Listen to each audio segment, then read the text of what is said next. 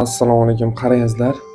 Hozir zavtrak qilyapman. Nasib bo'lsa, zavtrak tiqib ishga chiqishga tayyorgarlikda. Hozir bugun yakshanba, ko'pchilik choyni ichib, zavtrak qilib, boshqa qilib, shuni qilib dam olishadi. Lekin men unaqa qilmayman. Chunki deganda har kun ishga chiqishim kerak, majburman. Chunki deganda challenge'im bor.